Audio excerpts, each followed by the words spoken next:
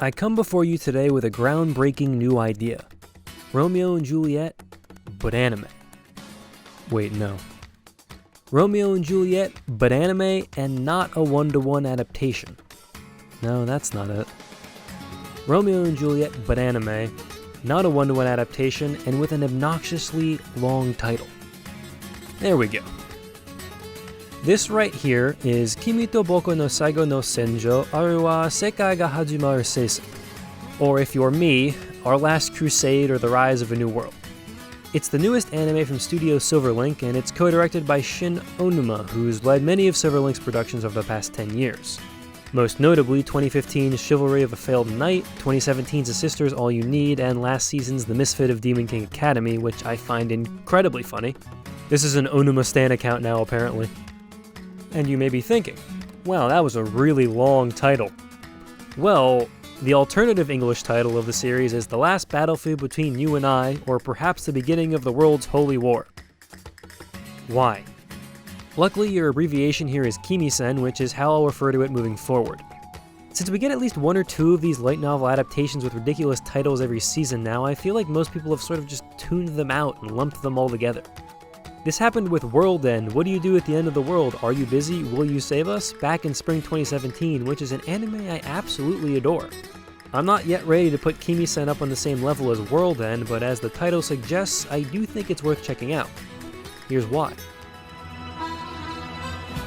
I think the easiest way to elevator pitch this show to someone is Romeo and Juliet but sci-fi, and while that's fair, I actually think immediately categorizing it as Romeo and Juliet is a bit of a disservice to what the show has actually given us so far.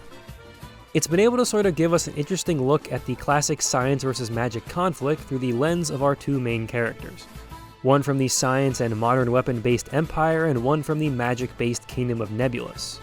The two countries have been at war for over 100 years, and there's no end to it on the horizon. Our two MCs cross paths on the battlefield and leave it enamored with each other. But I want to make an important distinction here. They're more intrigued than in love at this point. They simply want to know more about each other than just kiss. Now obviously we're not stupid, it's clear what the endgame here is for their relationship, but I appreciate the story taking it slow as their development has been the most interesting part so far. The show has actually spent very little time on out-and-out romance, and more so on weird geopolitical trappings. And oddly, a decent amount of very specific pasta talk. It's so close to being something great, and I think that alone makes it worth checking out. I've personally been enthralled trying to work out the world building and how exactly these warring factions actually operate. There's been so many little pieces that the show has fed us over the first few episodes that I really hope can come together in spectacular fashion. Still, I am afraid it might get caught trying to tread between multiple genres instead of giving us a solid romance or a solid action show or a solid drama. At this point, halfway through, I wouldn't even call it an action show anymore, as there are full episodes that don't even have a single conflict in them.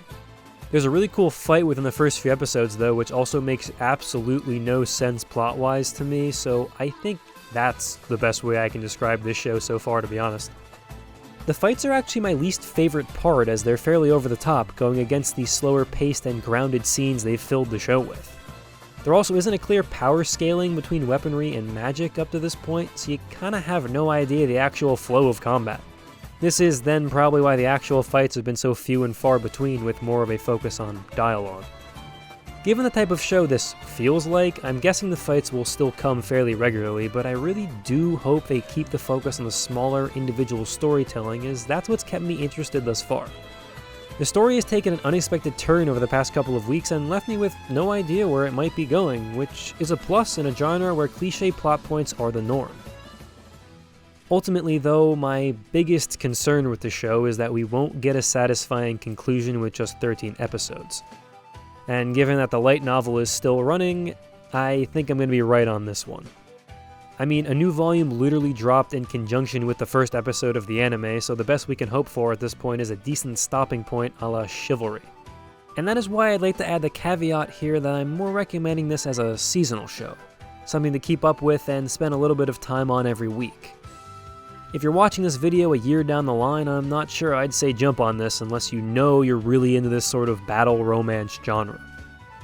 Of course, the story could jump into high gear and shock me like World End did, but let's not get hasty here. So far, Kimisen has provided me with an interesting enough premise and world to grab my attention and a different enough style of storytelling to keep me entertained. It does have its issues though, and they're not issues that I think will be solved by the end of the season. Still, if what I've said has piqued your interest at all, I implore you to join me on the wild and wacky ride of the show whose name is far too long.